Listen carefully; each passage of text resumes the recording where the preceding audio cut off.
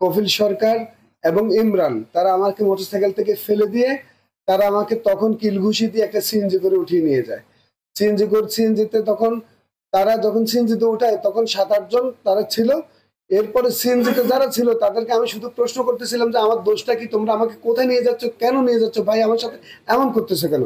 তারা বলছে আলমগীর বিয়ে এবং কফিল সরকার আপনার সাথে কথা বলবে। আমি বলছি তারা তো এখানে প্রোগ্রামে আছে, কথা বললে এখানে বলি। তারা বলছে না, প্রোগ্রাম শেষে আমার সাথে কথা বলবে।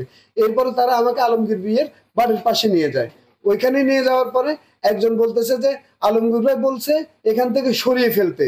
তখন ফার্স্ট টাইম তারা আমাকে ওইখানে প্রহার করে, ওইখানে কোপ দেয় এবং লাঠি সুটা দিয়ে করে। তারপরে গিয়ে তারা আমাকে একটা মাঠের মাঝখানে নিয়ে যায়।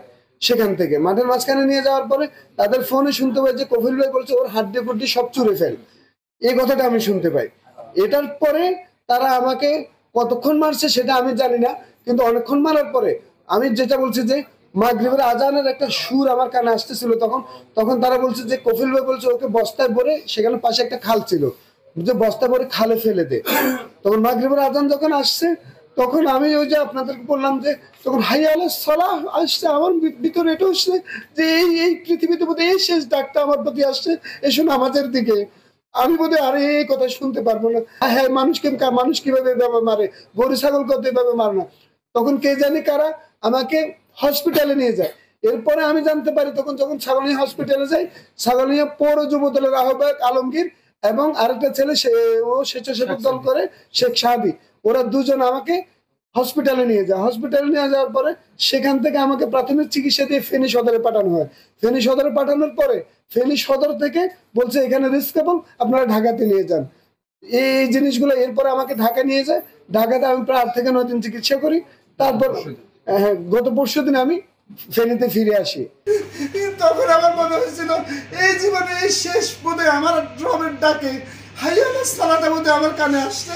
তখন আমি কোনো না কোনোভাবে মাটিতে কবরটা ঠেকিয়ে বলছিলাম আমি তোমার সামনে দাঁড়ানোর জন্য প্রস্তুত না, আমাকে আর একটু সময় দাও। এই ছবিটা আমার 2 পায়ে কোপ ছিল এবং ডান পায়ের কোপের এটা এই পর্যন্ত এখন সেটা ইনফেকশনের দিকে যাচ্ছে। আমি এখন একটু আগে ড্রেসিং করে নিয়ে আসছি। ছবিটা দেখেন, এটা হসপিটালাইজ যখন হই তখন আমার পুরো এই যে আমার এই ডান হাতটা এখনো প্লাস্টার করা, আমার পাগুলো কিন্তু এখনো প্লাস্টার করা আছে, আমার পায়ে এখনো ব্যান্ডেজ করা, এই ক্ষতগুলো এখনো সারে নাই। মজদুর ভাই আমাকে দেখতে হসপিটালে গেছেন, উনি আমাকে সর্বোচ্চ আশ্বাস দিয়েছেন এই মামলায় যারা সন্ত্রাসী এই কর্মকাণ্ড ঘটিয়েছে তাদেরকে উনি আইনের আওতায় আনবেন এবং দলীয় ব্যবস্থা নেবেন। উনি আমাকে এগুলো সর্বোচ্চ আশ্বাস দিচ্ছেন। সেটা তাদেরকে অ্যারেস্ট করুন। প্রশাসন অ্যারেস্ট করলে যারা সিনিয়র যারা আছেন আপনি মানে র ফুটেজ আছে আপনাদের কাছে। আমার এই ঘটনায় আমার আম্মা বাদী হয়ে ছাগলনিয়া থানায় একটা মামলা করছে। মামলার পর থেকে আজ পর্যন্ত আসামিরা তারা বিতর্কে ঘুরে বেড়াচ্ছে। প্রশাসন কোনো প্রকারের কোনো ধরনের কোনো ব্যবস্থা নেয় নাই, কোনো আসামিকে গ্রেপ্তার করেও নাই, করতে যায়ও নাই। এবং কি তারা উল্টো আমাদেরকে হুমকি দিচ্ছে, আমাদের এলাকায় গিয়ে বাড়ির আমাদের আশপাশে গিয়ে মহড়া দিচ্ছে। এটা হচ্ছে মামলা পরবর্তী পরিস্থিতি, আর কোনো ধরনের কিছু নাই। আর আমি তারই ভয়ে ফেনীতে অবস্থান করতেছি, আমি ছাগলনিয়া যাচ্ছি না।